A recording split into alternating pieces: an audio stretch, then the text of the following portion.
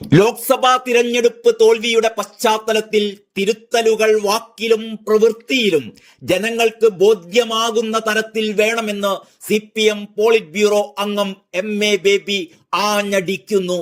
Indian ഇടതുപക്ഷത്തിന്റെ ഏറ്റവും ശോഷിച്ച സാന്നിധ്യമാണ് ഇപ്പോൾ നമ്മുടെ പാർലമെന്റിൽ ഉള്ളത്. ഒരു പരിധിവരെ അഭിമാനകരമായ അംഗബലമുണ്ടായിരുന്നിടത്ത് നിന്നാണ് നിരാശ പരത്തുന്ന ഈ അവസ്ഥയിലേക്ക് കമ്മ്യൂണിസ്റ്റ് പാർട്ടികളും ഇടതുപക്ഷവും ഇപ്പോൾ എത്തിച്ചേർന്നിരിക്കുന്നതെന്നും ബേബി പറയുന്നു.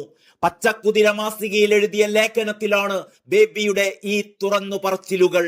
CPM സ്വാധീനത്തിൽ നിന്നും മറ്റു പാർട്ടികളിൽ നിന്നും കേരളത്തിൽ പോലും BJP വോട്ട് ചോർത്തുന്നു എന്നത് ഉത്കണ്ഠാജനകമാണെന്നും ബേബി വ്യക്തമാക്കുന്നു. ഈ സ്ഥിതിവിശേഷം എങ്ങനെ രൂപപ്പെട്ടു എന്ന് അത്യസാധാരണമായ ഉൾക്കാഴ്ചയോടെ മനസ്സിലാക്കി ആവശ്യമായ തിരുത്തലുകൾ ക്ഷമാപൂർവം കൈക്കൊള്ളാതെ ഈ ദുരവസ്ഥയ്ക്ക് പരിഹാരം കാണാനാകില്ലെന്നു കൂടി അദ്ദേഹം കൂട്ടിച്ചേർക്കുന്നു. തിരഞ്ഞെടുപ്പുകളിൽ ഉണ്ടാവുന്ന പിന്നോട്ടടികൾ മാത്രമല്ല പരിശോധനാ വിധേയമാക്കേണ്ടത്. വ്യത്യസ്ത തോതിൽ ഇടതുപക്ഷ സ്വാധീന മേഖലകളിൽ ബഹുജന സ്വാധീനത്തിലും പ്രതികരണ ശേഷിയിലും ആഘാത ശക്തിയിലും ചോർച്ചയും ഇടിവും സംഭവിക്കുന്നുണ്ട്.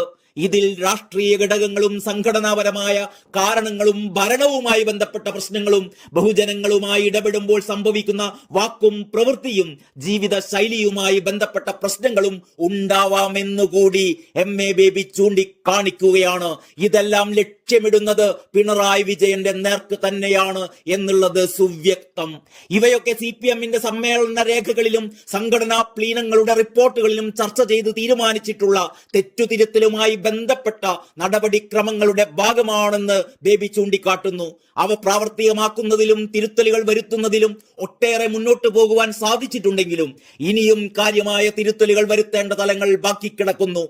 തെറ്റുതിരുത്തൽ തുടർ പ്രക്രിയയാണ് എന്നതും സദാ ഓർമ്മിക്കേണ്ടതാണെന്ന് ബേബി ചൂണ്ടിക്കാട്ടുന്നു.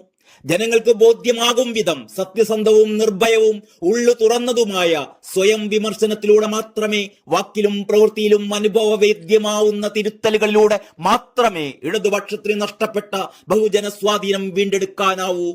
അവിടെ നിന്ന് വീണ്ടും വളരെ വളരെ മുന്നോട്ട് സഞ്ചരിക്കാനുമുണ്ട് ബേബി ലേഖനത്തിൽ കുറിക്കുന്നു.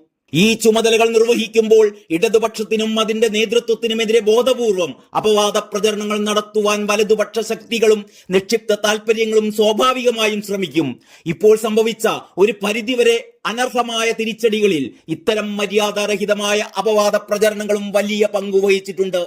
അതിനെ തിരിച്ചറിയാനും തുറന്നു കാട്ടാനും നിസ്സംശയമായും കഴിയണം. അതിന്റെ അർത്ഥം കമ്മ്യൂണിസ്റ്റുകാർക്കും ഇടതുപക്ഷത്തിനും യഥാർത്ഥത്തിൽ സംഭവിക്കുന്ന വീഴ്ചകളും തെറ്റുകളും നിർവ്യാജം തിരുത്തുന്നതിൽ ഒട്ടും സങ്കോചമോ വിസമ്മതമോ ഉണ്ടാകാൻ പാടില്ലെന്നു കൂടിയാണെന്നും അദ്ദേഹം ഓർമ്മിപ്പിക്കുന്നു.